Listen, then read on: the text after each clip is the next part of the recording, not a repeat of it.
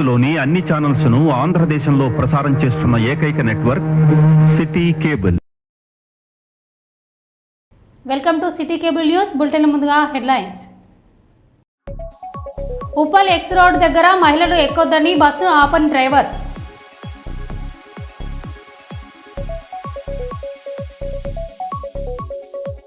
సూర్యాపేట జిల్లాలో చింతలపాలెం మండల కేంద్రంలో భూభారతి సదస్సు నిర్వహించిన అధికారులు.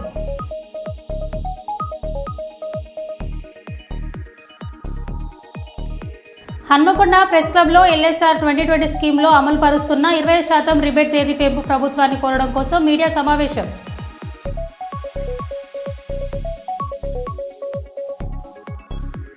డోలీలో తీసుకెళ్తుండగా మార్గం మధ్యలోనే ప్రసవించిన గర్భిణి.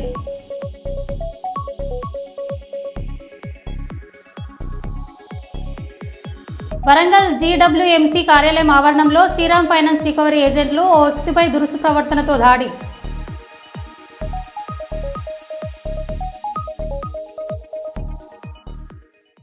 ఇక వివరాల్లోకి వెళ్తే, జమ్మూ కాశ్మీర్లో జరిగిన పహల్గాం ఘటనను నిరసిస్తూ శ్రీ శివాజీ యువజన భక్త మండలి మిత్ర బృందం ఆధ్వర్యంలో కొవ్వొత్తుల ర్యాలీ.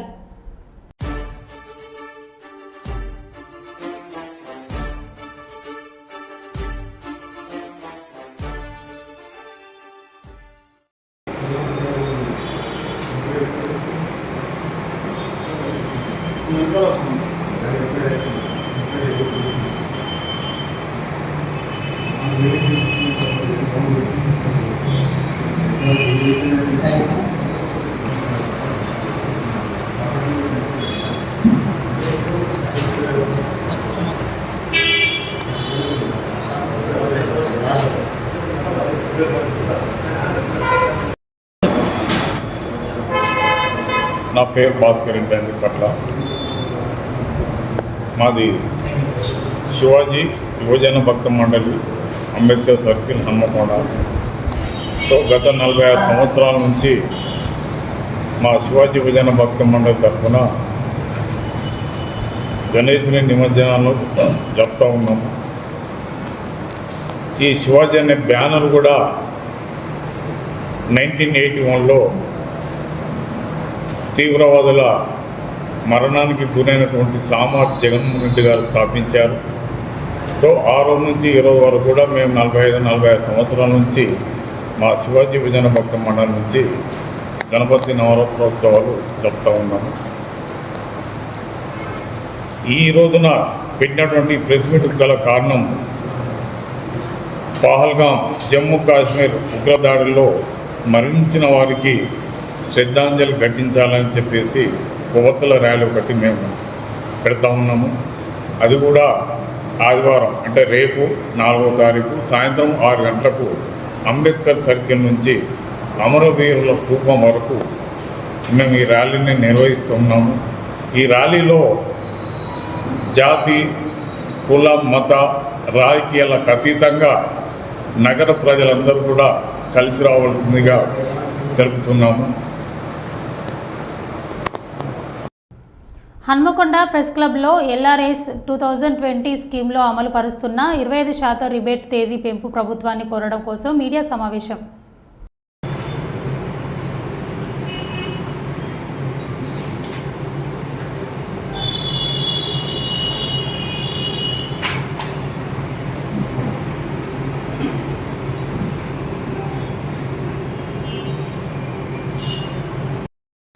తెలంగాణలో సామాజిక న్యాయం మన రాజ్యం కోసము గత 1000 సంవత్సరాల నుంచి మనం చూసుకుంటూ వచ్చినట్లయితే ఏం జరిగింది అని అంటే, యుగాలుగా తరతరాలుగా మన తెలంగాణ పీడిత ప్రజల యొక్క కన్నీటి సాగరంలో మునిగి తేలిందని మనకు తెలిసినా తెలియని ఆ తనంలో ఉంచింది ఈ సమాజం అని చెప్పడానికే ఈ జేఏసీ, బీసీ, ఎస్సీ, ఎస్టీ మరియు అగ్రకుల ప్రజాస్వామ్యవాదులతో కూడినటువంటి ఈ జేఏసీ గత నెల మార్చి 31వ తారీఖున హైదరాబాదులో మేధావులు, అన్ని యూనివర్సిటీల ప్రొఫెసర్సు, మరి యువతతో కూడినటువంటి సమూహంతో ఆవిష్కరించబడింది. మరి తెలంగాణలో ఉన్నటువంటి ఉమ్మడి వరంగల్ అనేటువంటి ప్రాంతంలో కూడా ఎల్లుండి అనగా 4వ తారీఖు ఆదివారము మరి ఆవిర్భావ సన్నాహక సదస్సు మహాసదస్సు జరగబోతుంది. సామాజిక కార్యకర్తలు సామాన్యులైన బాధలతో పీడితులైనటువంటి తన అనుభవాన్ని చెప్పుకోవడానికి రేపు 4వ తారీఖు రోజున అక్కడికి రావడం జరుగుతూ ఉంది. దాంట్లో భాగంగానే డాక్టర్ విశ్వనాథన్ మహారాజు కూడా వస్తున్నారని విశిష్టంగా చెప్పడం జరుగుతూ ఉంది. అందులో భాగంగానే అని చెప్తున్నాం మేము. దయచేసి దీన్ని గమనించాలి. అంతేకాకుండా మరి బాధలకు గురైనటువంటి ఈ సమూహానికి నాయకత్వం ఎవరు వహించబోతున్నారనేది కూడా ఈ సదస్సులో మనం తేల్చుకోవాల్సినటువంటి అవసరం ఉంది. బీసీఎస్సీల కోసం 10,000 కిలోమీటర్లు నడిచినటువంటి ప్రజాక్షేత్రంలో రాజ్యాధికారం కోసం నడిచినటువంటి మహనీయుడైనటువంటి మాకు కనిపించిన ఈ సమాజంలో కనిపించినటువంటి మరో కలుషం డాక్టర్ విశ్వనాథన్ గారిని చెప్పడానికి సంతోషిస్తూ ఉన్నాం. మరి వారి యొక్క అనుభవాన్ని కూడా మనం ఆ వేదికలో తీసుకోవాల్సిన అవసరం ఉంది. అంతేకాకుండా మన బాధితులమైనటువంటి ఈ సమాజం నుంచి కూడా మనము ఎక్స్ప్రెస్ చేసుకోవాల్సినటువంటి సందర్భం కూడా వచ్చిందని ఈ మేధావి వర్గాలైనటువంటి ఈ రాజకీయ పార్టీ అన్ని రాజకీయ పార్టీల్లో ఉన్నటువంటి బీసీఎస్సీ నాయకులను కూడా ఆహ్వానించడం జరుగుతూ ఉంది. ఈ నేపథ్యంలో ఒకరినే కాదు, అన్ని పార్టీలో ఉన్న బీసీఎస్సీ నాయకుల్ని మరి అక్కడ సంతోషంగానో లేకపోతే బాధతో ఏదో రూపంలో ఉన్నటువంటి అందరి నాయకుల్ని ఈ యొక్క క్షేత్రంలోకి రావాలని తన యొక్క డిస్కషన్లో తన యొక్క అనుభవాన్ని మా అందరికీ కూడా మన సమాజాన్ని అందరికీ కూడా పుణికిపుంచి డిస్కషన్ సదస్సులో పాల్గొని తన యొక్క అనుభవాలను మన యొక్క అందరి అనుభవాలని పుణికిపుచ్చుకునే విధంగా ఈ సదస్సు జరగబోతుందని చెప్పడానికి సంతోషిస్తూ ఉన్నాం. ఇక ఈ యొక్క నేపథ్యంలో ఉన్నటువంటి కొన్ని కీలక అంశాలు మరి రీజనల్ ఇన్ఛార్జ్ అయినటువంటి సుమన్ గారిని కంటిన్యూ చేయాల్సిందిగా మనవి. ఈ తెలంగాణ రాష్ట్రంలో ఉన్నటువంటి 90% మంది బీసీఎస్సీ ప్రజలకి అధికారంలో భాగస్వామ్యం లేదు. ఈ 90% ఉన్నటువంటి ఈ ప్రజలకి అధికారాన్ని అందించాలనేటువంటి ఒక ఆలోచనతోనే మార్చి 31న సుందరయ్య విజ్ఞాన కేంద్రంలో ఆవిర్భవించిన ఈ బీసీఎస్సీ ఈ జాకు ఈ ఆవిర్భావం తర్వాత 2వ సన్నాహక సమావేశాన్ని హన్మకొండ కేంద్రంగా ఉన్నటువంటి వైష్ణవ్ గ్రాండ్ హోటల్లో మే 4వ తేదీ ఆదివారం రోజున ఈ బీసీఎస్సీ జాక్ సన్నాహక సమావేశాన్ని ఏర్పాటు చేస్తున్నాం. నాడు తెలంగాణ పేరు మీద 5% లేని అగ్రకులాలకు రాజ్యం ఏ విధంగా అయితే వచ్చిందో నేడు ఈరోజు ఈ బీసీఎస్సీ జాకుతోని తెలంగాణ రాష్ట్రంలో సబ్బండ కులాలకు అధికారాన్ని అందించడానికి కోసమే ఈ బీసీఎస్సీ జాక్ సన్నాహక సమావేశాన్ని మే 4వ తారీఖున ఏర్పాటు చేస్తున్నామని మీడియా ప్రముఖంగా ఈ ఉమ్మడి వరంగల్ జిల్లా ప్రజలందరికీ తెలియజేస్తున్నాం.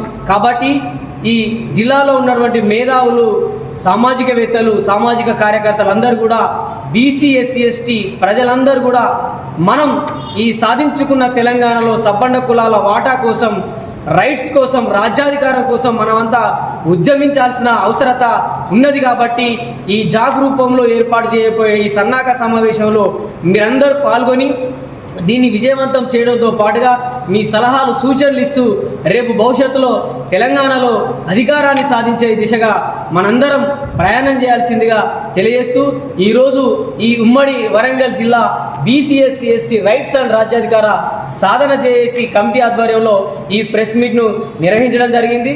కాబట్టి మే 4న జరగబోయే తెలంగాణ రాష్ట్రంలో విద్యార్థుల సమస్యలపై గంభీరంగా స్పందించాలి. విద్యార్థిని ఉద్యమకారుడు ఆదిత్య యాదవ్ మండరబోయిన డిమాండ్లు.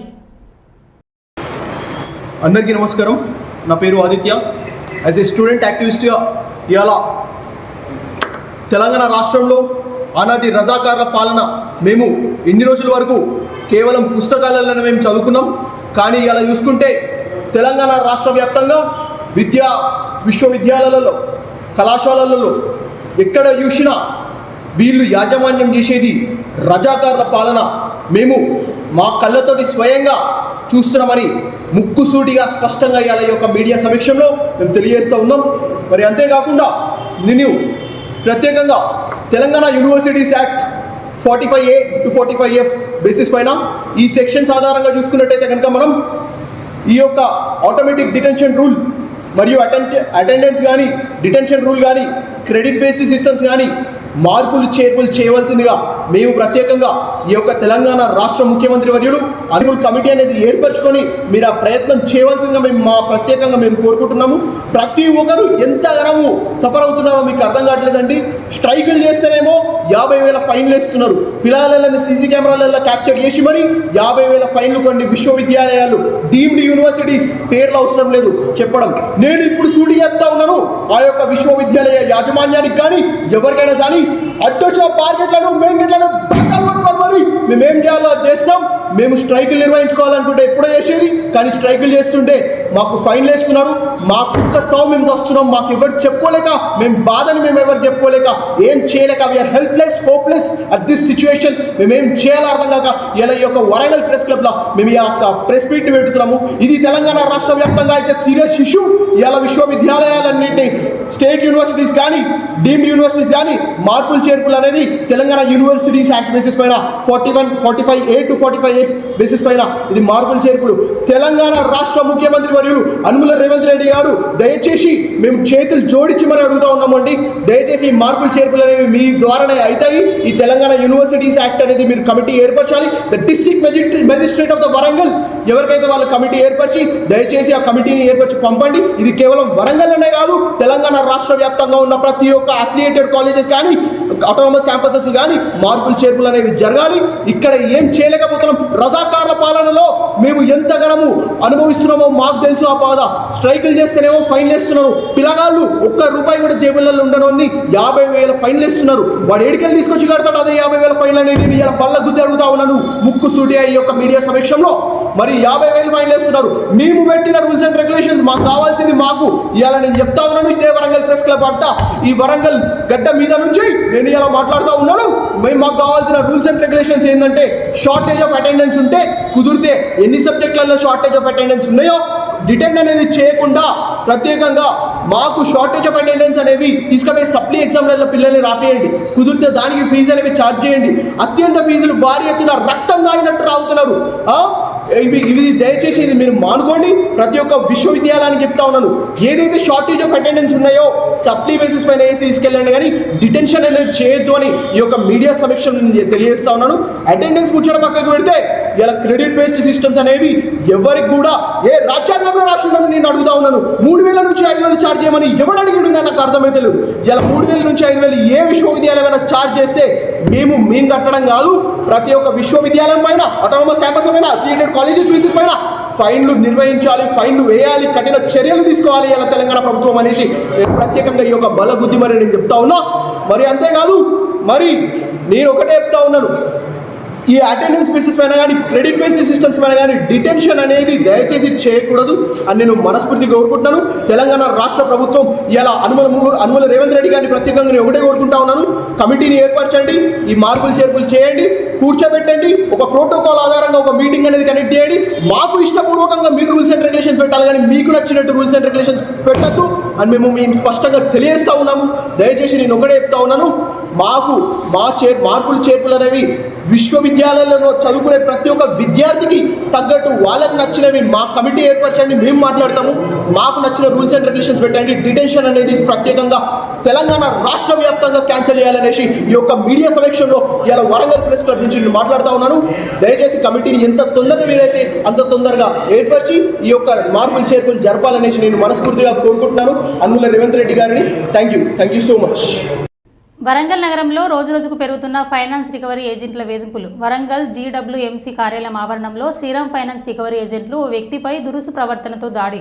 శ్రీరామ్ ఫైనాన్స్లో పర్సనల్ లోన్ తీసుకున్న ఓ వ్యక్తి 2 నెలలుగా ఈఎంఐ కట్టలేదని తీవ్రంగా ఒత్తిడికి గురిచేసిన రికవరీ ఏజెంట్లు తన సెల్ ఫోన్తో పాటు ఇతర వస్తువులు లాక్కొని దూషణకు దిగుతూ ఇబ్బందులకు గురిచేసిన శ్రీరామ్ ఫైనాన్స్ రికవరీ ఏజెంట్లు. లోన్ తీసుకున్న వ్యక్తి అప్పటికే అనారోగ్య స్థితి బాలేదు, కానీ కాళ్ళు పట్టుకొని బతిమాడినా కనికరించిన శ్రీరామ్ ఫైనాన్స్ రికవరీ ఏజెంట్లు. స్థానికులు సైతం ఏంటి అరాచకమని ప్రశ్నించినందుకు మా రూల్స్ ఇలాగే ఉంటాయి, స్థానికులపై దురాశగా ప్రవర్తించిన రికవరీ ఏజెంట్లు. కనీసం తన వస్తువులు తనకి ఇవ్వండి అని చెప్పినప్పటికీ ఏది ఇచ్చేది లేదు, ఇప్పుడు ఏం చేస్తారు అంటూ దబాయింపులకు పాల్పడ్డ శ్రీరామ్ ఫైనాన్స్ రికవరీ ఏజెంట్లు స్థానికుల చొరవతో పోలీసులు 100కు డయల్ ద్వారా ఫిర్యాదు చేసిన బాధితుడు వెంటనే సంఘటన స్థలానికి చేరుకున్న మట్టెవాడ పోలీసుల రాకతో బాధితుడికి ఉపశమనం రికవరీ ఏజెంట్లను అదుపులోకి తీసుకున్న పోలీసులు.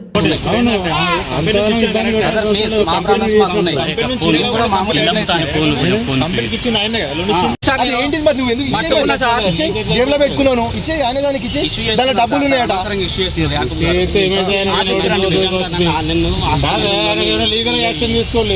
అది ఇవ్వవాను అర్జెంట్ ఫోన్. అరే ఆయనకి ఆఫీస్కి వస్తాడో రాడు, మీ ఆఫీస్ వాళ్ళని పిల్లలు నువ్వు అది ఇచ్చి నువ్వు లీగల్ ఆఫీస్కి రానంటే భయపడుతున్నావు. ఆ ఫోన్ ఆయన 100 డైల్ చేస్తాడు. ఆ ఫోన్ ఇచ్చి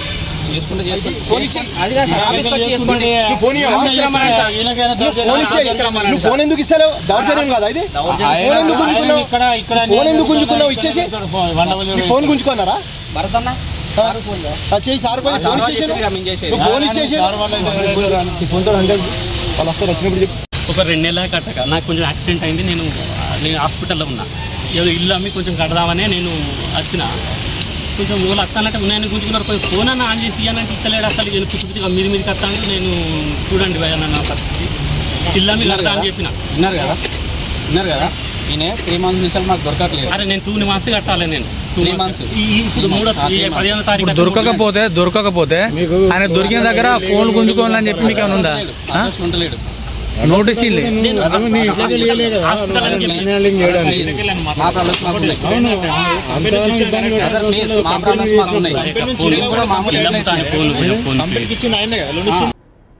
ఉప్పల్ ఎక్స్ రోడ్ దగ్గర మహిళలు ఎక్కొద్దని బస్సు ఆపని డ్రైవర్.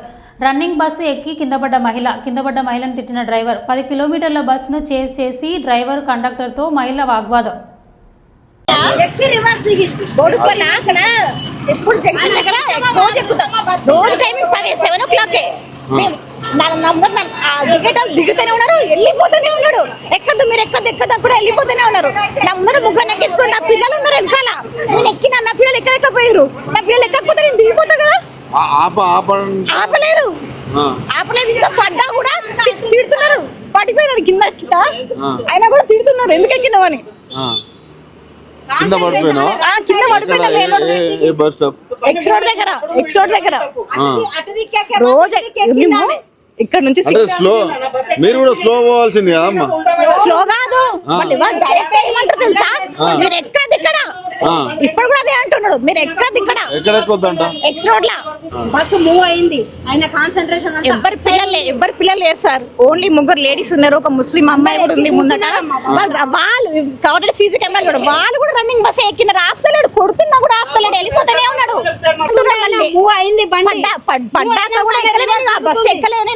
అదృష్టం బాగుంది, మా అదృష్టం బాగుంది. ఆయన సడన్ గా బ్రేక్ చేసిండు. ఇటు చూసి ప్రూఫ్ అంటే సీసీ కెమెరాలు ఉంటాయి చూడండి. వెళ్ళిపోయినాక నేను ఎక్కలేదు, బస్ స్టాప్ ఉన్నప్పుడే ఎక్కిన నేను.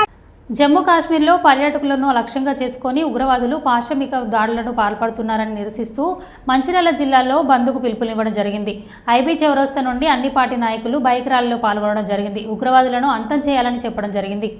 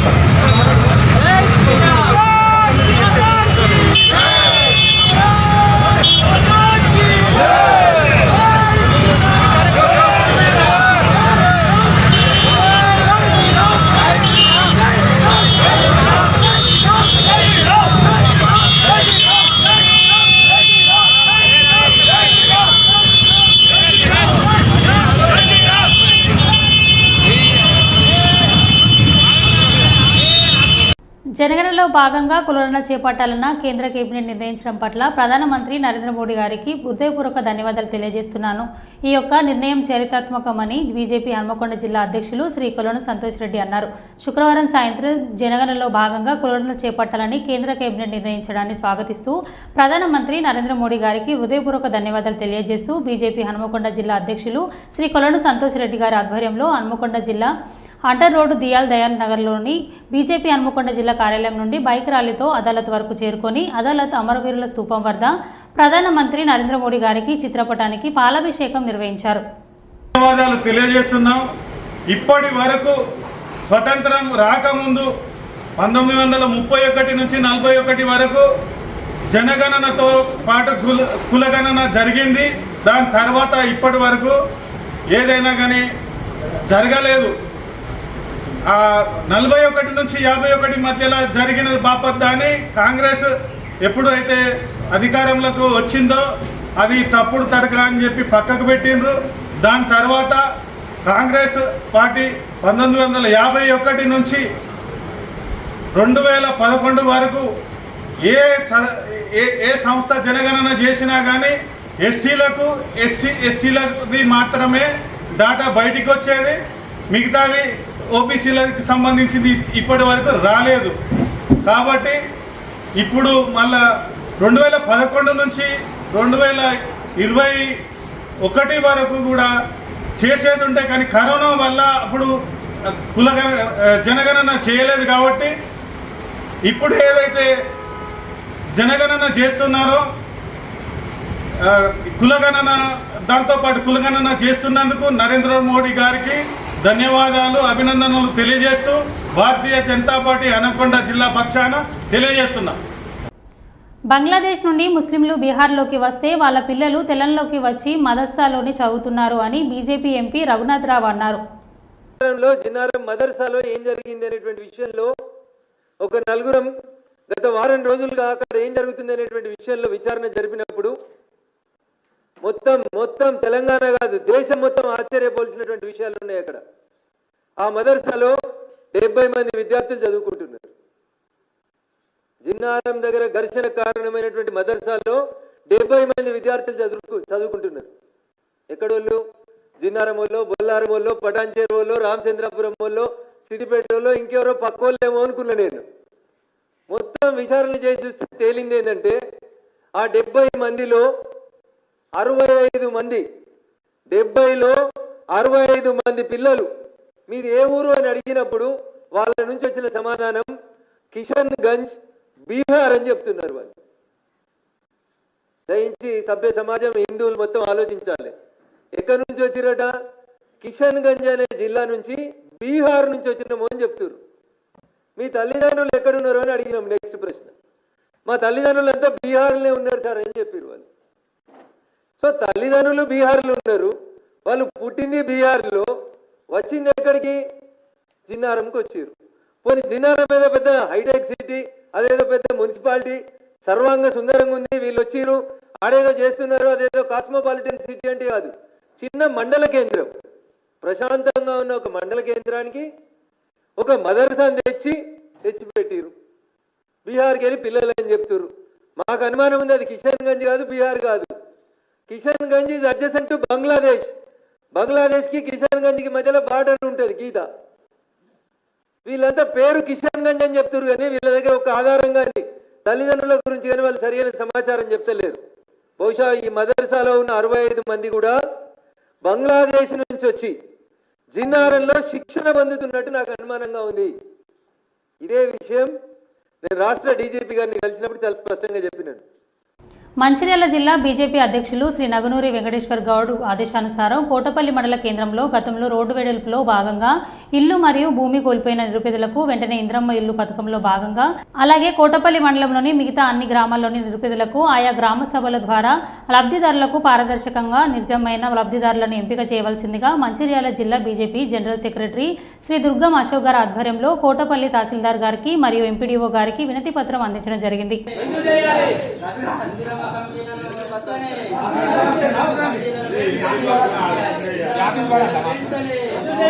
అర్హులైన వారికి ఇల్లు వెంటనే అర్హులైన వారికి ఇల్లు వెంటనే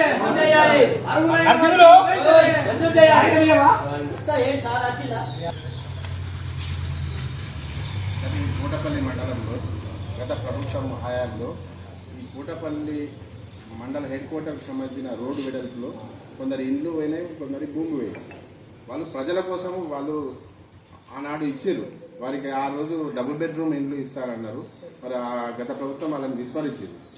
మరి ఈ ప్రభుత్వం అయినా కానీ ఇప్పుడు ఇందిరమ్మక ఇల్లు కేటాయిస్తారా, మరి వారికి భూమి ఎక్కడైనా చూపిస్తారా, మరి ఇల్లు కట్టిస్తారా అనేది ఖచ్చితంగా మరి వాళ్ళకు కూడా ప్రజల కోసం ఇచ్చారు. వాళ్ళ సొంత పట్టా భూములు ఇచ్చారు కాబట్టి వారికి ఒకటి. ఇంకోటి ఇందిరమ్మ ఇల్లు ఇప్పుడే రాష్ట్రంలో మారిపోతుంది, సూసైడ్ చేసుకున్నారు. మరో బులెటిన్లో మళ్ళీ కలుద్దాం. Stay tune.